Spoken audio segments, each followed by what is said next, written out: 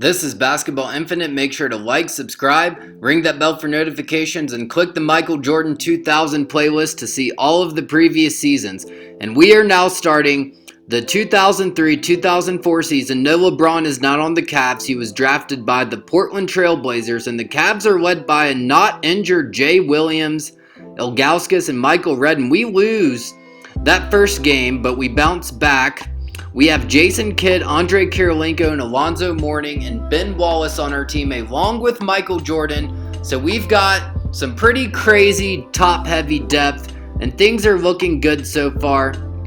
We beat the 76ers on the road November 1st, 2003, and Michael Jordan has 27, 10, 4, and 3, and then we beat the Bucks with Jordan getting 33, 5, 5, and 4, and he is off to an absolutely insane start to the season. We're going to jump in our first game. It's November 6, 2003 against Tracy McGrady and Baron Davis and Richard Hamilton on the Hornets, and you can see a little bit of what Tracy McGrady can do there.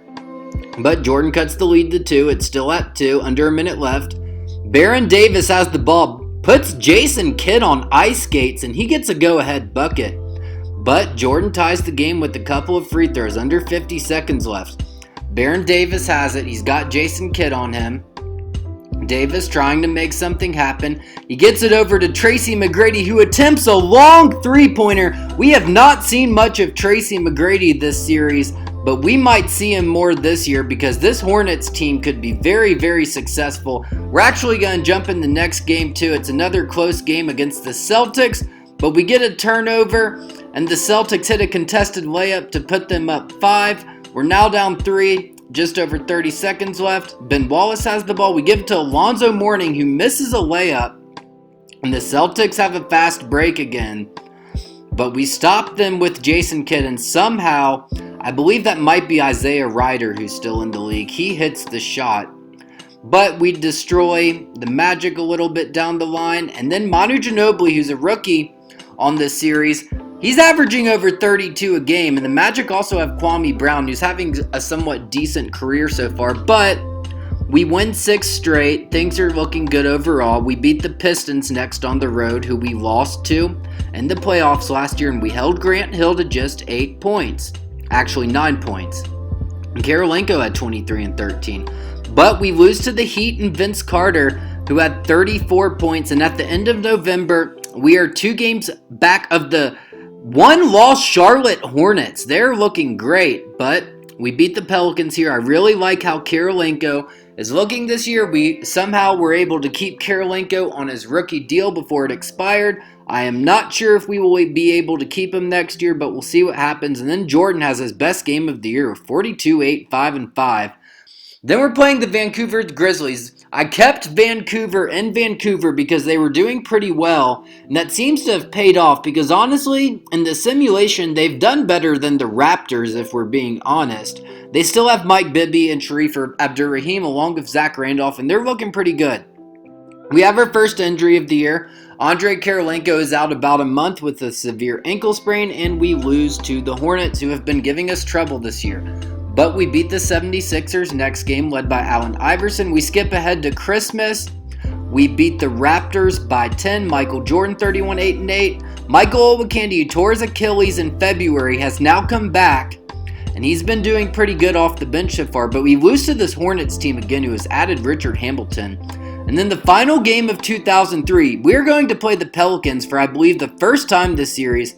They started off as a generic team because on 2K20, you can only start with 30 teams, so the Pelicans were a generic team that had just a bunch of random, not very good players, so they finished 0-82 their first year, but that led to an interesting experience where they got some high draft picks, ended up with Gilbert Arenas and Amare Stoudemire, and now they have 2 very, very nice young players. And look at the defense Amare puts on Michael Jordan, and then he's going to put the game away, and we're going to lose to the Pelicans. That might be our first loss ever to them.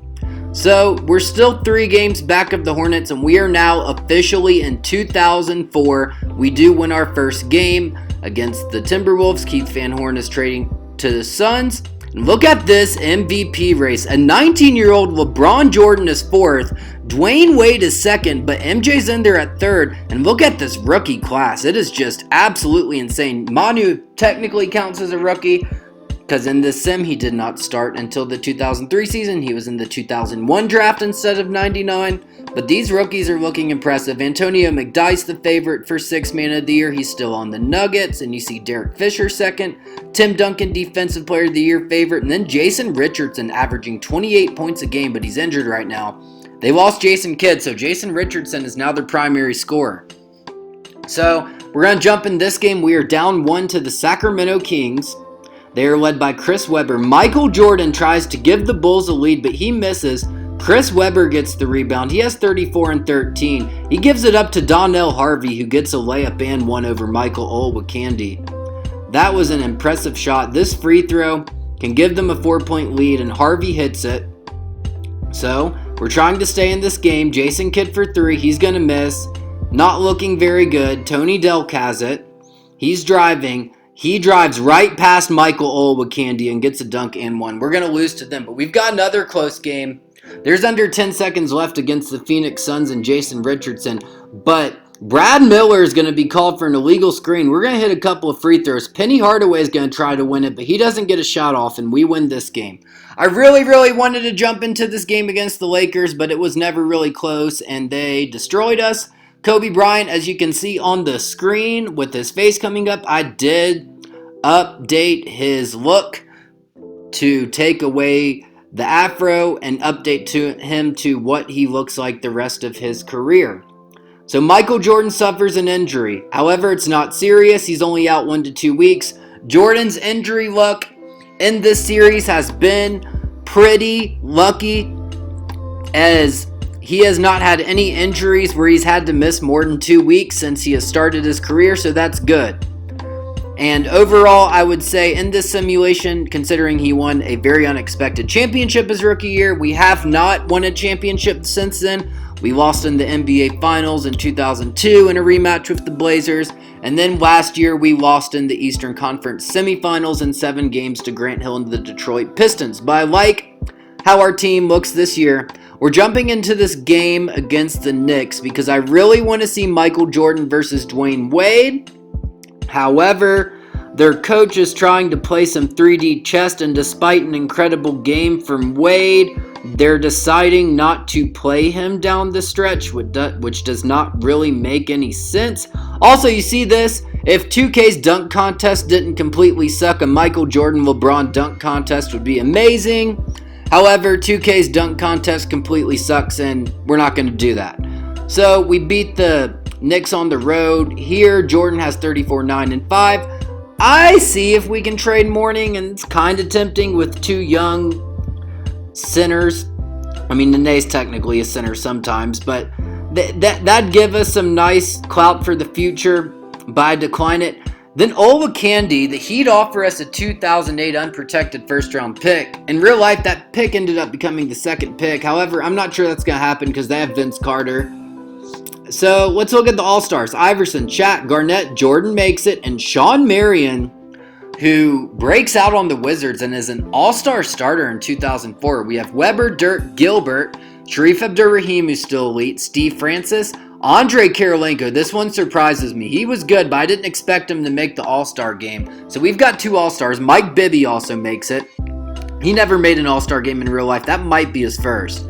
We have Duncan, Kobe, Penny Hardaway, who is still elite, Kenyon Martin, Anton Walker, Alonzo Mourning makes it. So we have 3. That's somewhat a surprise to me. We have Marbury, Nash, and then Jason Kidd sneaks in too. So guys, that means our Chicago Bulls have 4 All-Stars in the 2004 game, and rookie LeBron makes it. Yao Ming makes it, and then Richard Jefferson sneaks in. Richard Jefferson never made an All-Star game in real life, so that is good for him, although that Hawks team is in trouble.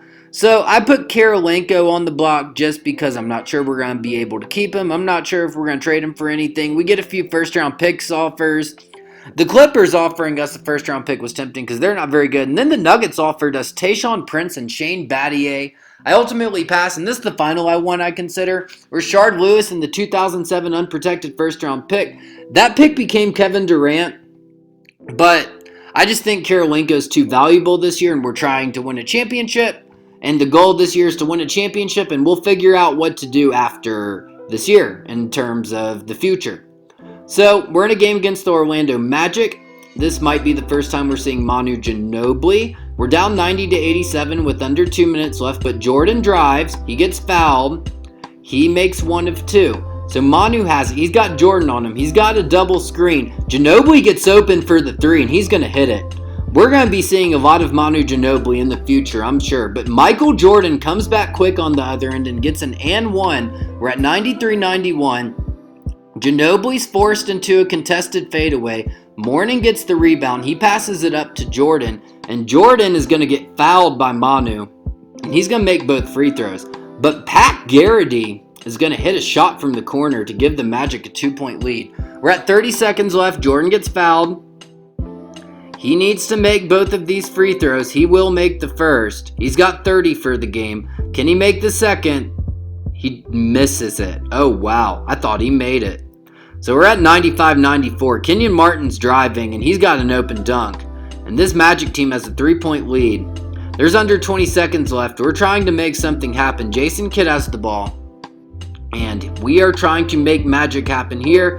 Andre Karolinko had an open shot, but I pass on it. I give it to Jordan, who gives it to Jason Kidd, and he's going to miss way off, and the Magic are going to beat us at home.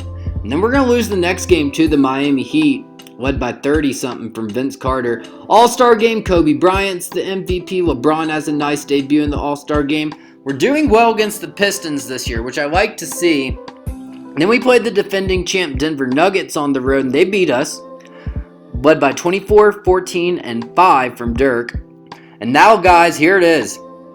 This is what's in the thumbnail. It is Michael Jordan and LeBron James. Although they played a game before, but it wasn't really close, so we didn't jump in there. So this is the first time of, I'm sure, many, we're going to see Jordan versus LeBron. And we're trying to win this game. We're up 3 with that dunk. And now it's a tie game. Jordan driving. He's going to miss. They're going to get the rebound. It's going to go up to Damon Stoudemire, who's going in on Jason Kidd, but he steals it. He gives it to Jordan, who dunks it. Jordan's got 30 plus. 101-101. LeBron gives it up to Damon Stoudemire. I don't know how that went in, but it did. That's crazy. Keep in mind, this is a finals rematch. We played this Blazers team twice in the finals in 01 and 02, splitting those series. We swept them the first year and got swept the next year. Jason Kidd gets blocked. We're down 4, but Jason Kidd gets his own rebound with a grown man move, gets and 1. Then Michael Olowokandi puts us ahead by 2. It's 106-105, but oh my goodness. Look at rookie LeBron James putting Jordan on ice skates. I cannot wait to see this rival matchup. I can't really say rivalry. There you go. So it's 108-107, but Damon Stoudemire is going to hit a shot to give the Blazers a lead. We got to make something happen here. There's 40 seconds left. Jordan, he recently turned 25. Yes, he turned 25 recently. So again, still a full 3 years before he won his first championship, and he's already had more success in this sim than he did in real life, so it's looking good. Jordan gets an open drive for a dunk, gives the Bulls a 1-point lead, but the Blazers are going to go to the line, and it's LeBron. And the rookie LeBron's going to give the Blazers a 1-point lead. So we've got the ball, under 20 seconds left, but Jordan's got an open lane. He's taking it. The Blazers don't have any timeouts. Holy moly, they're giving it to LeBron. It is LeBron on Jordan. Jordan dunked it so hard his shorts fell off. LeBron doesn't have a shot. Jordan with the good defense, but Damon Stoudemire's wide open. But Olowokandi's going to come through with the last second defense, and we're going to beat the Blazers on the road. We're going to jump into another game against the Suns in overtime where we are winning by 1. It's 113-112. It's in February 2004 currently. Jordan has the ball. He gives it to Mourning, who loses it. You know, Mourning's given us that veteran presence, and he's a major upgrade over what we had at center last year, but he was a risk. He was a signing to win a championship this year, but I am a little concerned with some of the things I'm seeing. However, there's a factor that's coming into play here, which we're going to talk about as this game winds down. And that is a couple of seasons ago, I believe it was the 2002 offseason. We were looking to make some moves. We had just gotten swept by the Blazers. And we had Jelani McCoy. We had signed Olowokandi. And we had a little bit of center depth. So I was like, okay, let's see what we can get for Jelani McCoy. So the Utah Jazz, they just had Malone retire. They just had Stockton retire. And they were in a little bit of identity crisis. And they decided to trade their 2004 and 2005 unprotected first-round picks for Jelani McCoy. Now, McCoy wasn't completely bad. He did finish second in most improved voting that year, but they traded him later. And now we're in 2004, and guys, as you're about to see, as we're going to look at the awards, the Utah Jazz finished with the worst record in the league. This is 2004. That means that trade paid off, and we are the favorites to land Dwight Howard on top of our current success. That is crazy. So the Utah Jazz are in a complete freefall. Michael Jordan has still not made a first-team All-NBA, which is insane. And as I'm showing you the All-NBA teams, but he has made the All-Defensive First Team all 4 of the seasons so far.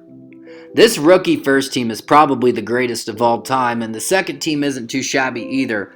Alright, we're looking at the injuries going into playoffs. Anton Jamison is out for the year, as well as Paul Pierce with the spinal injury. However, the Celtics did not make the playoffs. So the Hornets do edge us out for the first seed. We actually do finish with 3 less wins than we did last year. However, I'm feeling a little bit more optimistic because I think this team is more set up for success. Detroit with Grant Hill and Jerry Stackhouse finished 5th. Vince Carter 4th. Ray Allen the Bucks 3rd. The Wizards with Chauncey Billups and Shawn Marion get into playoffs. They have the 6th seed. And we are playing Allen Iverson and the Philadelphia 76ers. Ron Artest is also on their team. He won a championship with us his first year. I'm still shocked we won that first ring. I think part of it was in the year immediately after Jordan retired. In real life, the talent kind of declined, and I think we just kind of took advantage and got real lucky. So the Pacers with Corey Maggette and Al Harrington actually sneaked in as the 8th seed. And the Knicks, who were in the playoff race most of the year, took a free fall near the end and fell out, but still a solid rookie year for Wade. Alright, let's look at the West. The Lakers with Kobe, Shaq, and Brand, no surprise. Then we have the Spurs, the defending champion Nuggets. Then we have the Blazers with LeBron 4th. The Timberwolves 5th. Kind of a surprise with the Suns with Jason Richardson and Penny Hardaway 6th. The Grizzlies and then the Sonics finish 8th. And nothing else to of note. That bottom of the West is kind of not deep right now. But you see, because of that Jazz trade a couple of years ago, we could land Dwight Howard. And it's a top 2 lottery as they voted after the 2000 season. So that means at worst we're getting the 3rd pick. So if we don't get Dwight Howard, we could get someone like Andre Iguodala, or will get someone like Andre Iguodala, Luol Deng, Ben Gordon. It'll be an interesting choice if we do fall out of that first pick. If we get the first pick, we're obviously picking Dwight Howard. And championship or not, I will look to trade Alonzo Mourning as soon as possible. If we do get Dwight Howard, because we have him signed to a lot of money, and I don't mind shedding that contract. So we're in game 1. We've got Iverson and Jordan, but this Philadelphia team, so Philadelphia actually made the finals as the 7th seed last year, and they are the 7th seed again. It's a close game in the second quarter, a high-scoring game. They have David Wesley, who gives it to Nene, who gives the Sixers a 3-point lead, but we're down 1. Jason Kidd gets a layup. He gives us a 1-point lead. Game 1 of the 2004 Eastern Conference first round. That's a good layup by Jordan. He's got 22, but we're down 1 here, and you see what Iverson can do, putting Jason Kidd and Ben Wallace on skates. And you see we're having struggles rebounding, and the Sixers take a 3-point lead. That lead has now increased to 5, but Jordan cuts it again, and it's 84-83, and we're trying to get a stop here. Jordan with the defense, and with this, he's going to get his 5th foul of the game. However, our other players are coming through, even though Iverson hits this layup and cuts it to 1. And in the 4th quarter, Jordan has fouled out. However, things still look good. And then we go on a 13-0 run, and our other players but Jordan close it out. And we end up winning by 24 points.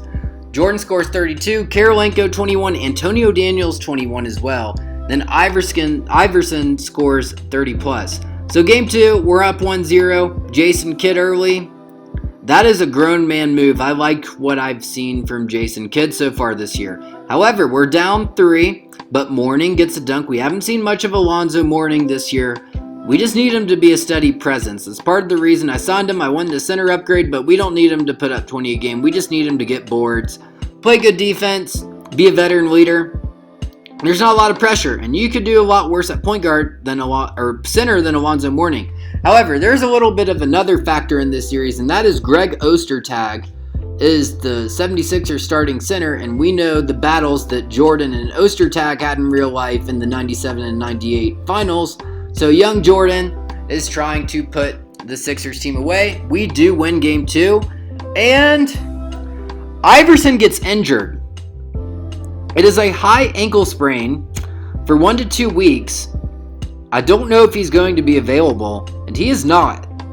So we might not be playing Iverson the rest of the series if we win both of these games.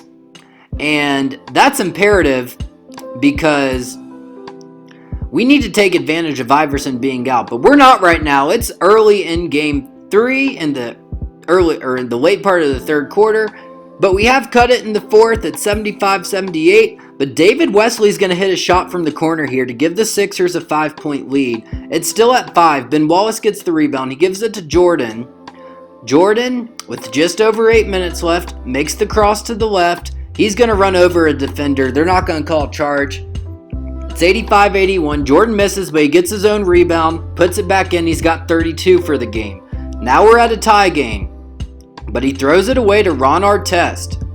Ron Artest is now the go-to guy for this Sixers team now that Iverson is out. Now, this is not an all-star Ron Artest. He's a decent player, but he has not developed into that all-star he was early in his career yet. He does have a championship with us, but I traded him for Peja after the 2000 season. I kept Peja for a year, and then I traded him for Karolinko, who we still have.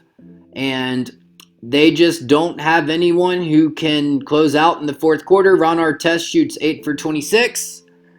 That is compared to Jordan's 42 points. And we just need to win this game to go on to the next round. So we've gotten a little bit lucky in this first round. I obviously wanted Iverson to stay healthy.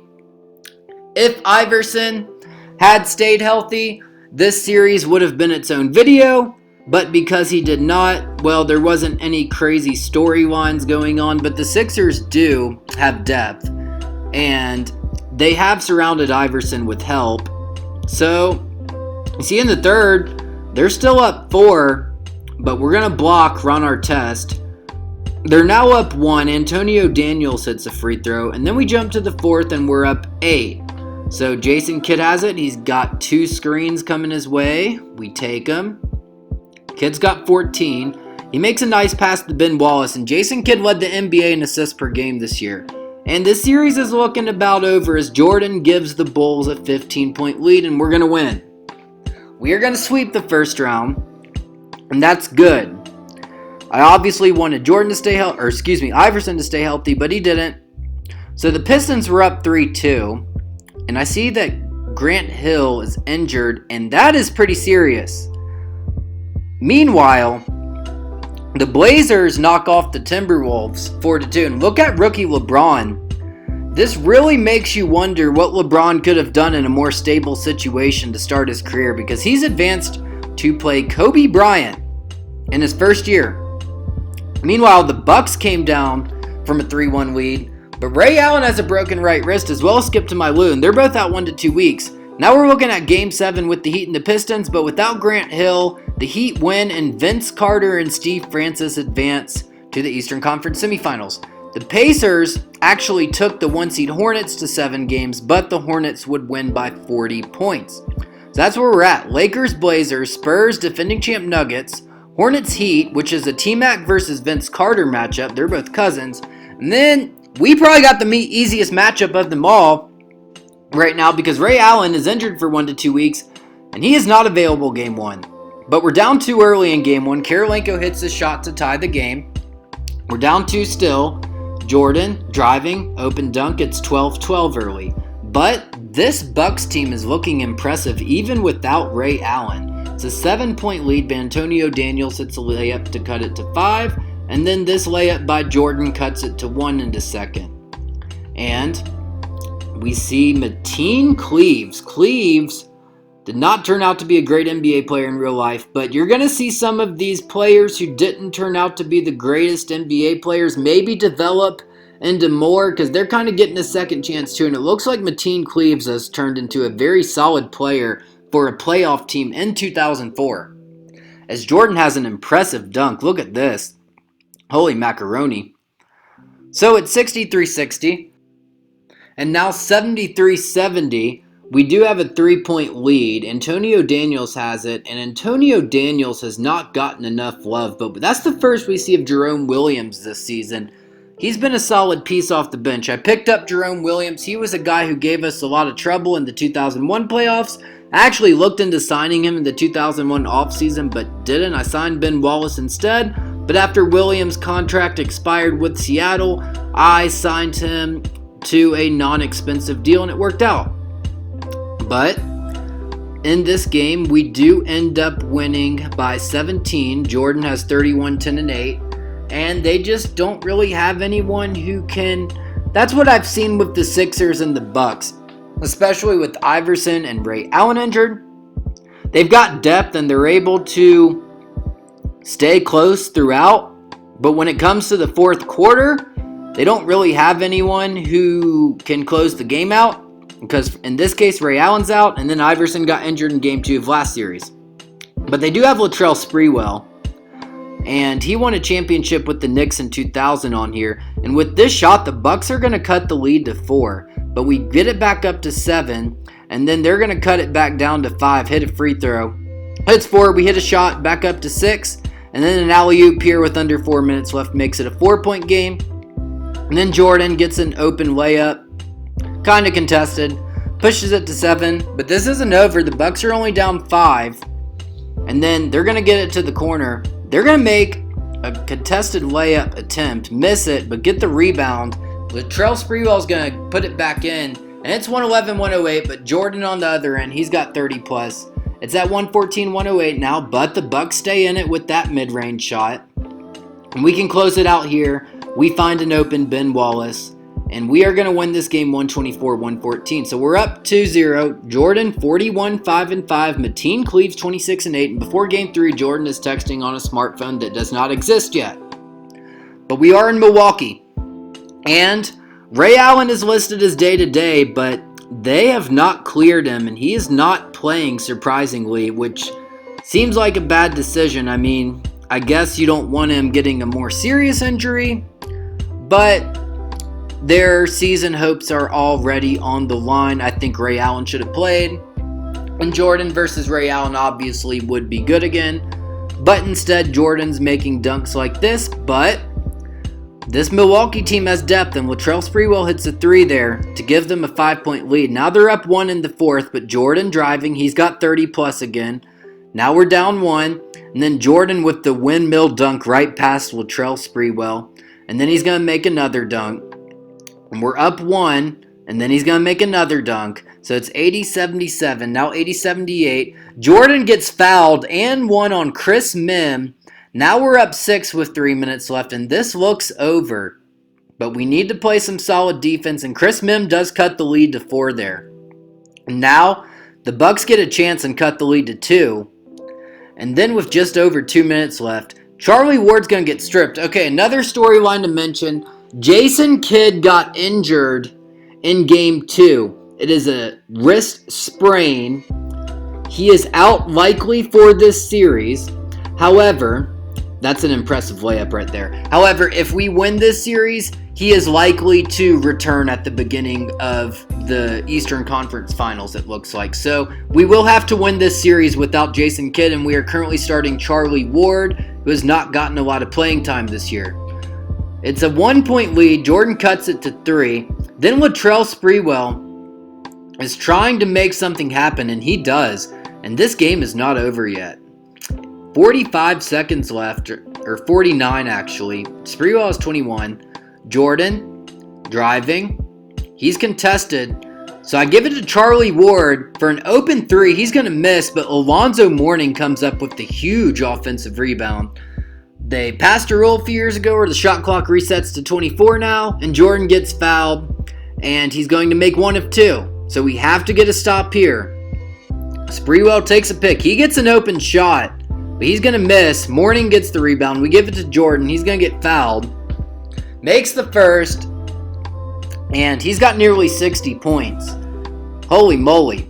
A very quiet nearly 60 points. That just shows you how good he's done. He does hit 60 at the end of the game. I mean, his performance in this simulation, and again, we have consistently moved up the sliders. I would say we are on quadruple Hall of Fame now. So we are not making this easy to win any rings. We've lost in the playoffs the last 2 years. So we want to make it as difficult as possible to win a ring. But we do want to surround ourselves with the most talent and the right pieces. But we're in game 4. We can close this series out with the win in this game. We're tied. Jordan dunks it. He gives the Bulls a 2-point lead. But we're down 3 here. And Skip to Mylou, who was injured.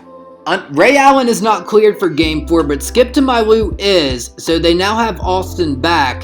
And Skip to Mylou has developed into a player. He actually averaged over 20 points a game this year. As the Bucks lost Sam Cassell, they put Skip to Mylou in a more primary role, and he took advantage. And guys, we are down 5 with under 4 minutes left, and Latrell Sprewell is going to hit a clutch shot to give the Bucks a 7-point lead. This free throw is going to give Jordan 39, and then he can cut it to 3 with this free throw. He takes his time, and he's got 40 for the game. But we're down 3, now down 5. The Bucks have the ball, and Chris Mim gets a layup. And just with over 2 minutes left, we're down 7, but we cut it to 3. Jordan's on Sprewell, just over a minute left. We're trying to take momentum, take this game, and not have to play another game this series, but Latrell Sprewell is going to hit a huge clutch mid-range shot. It's 110-105. Jordan gets an open lane. He's got 44 for the game. It's 110-107. We need to stop here, and we get one. Andre Karolinko with the huge steal. I can't find Jordan, but I find Ben Wallace, and oh my goodness, Ben Wallace just got an and one. That was huge.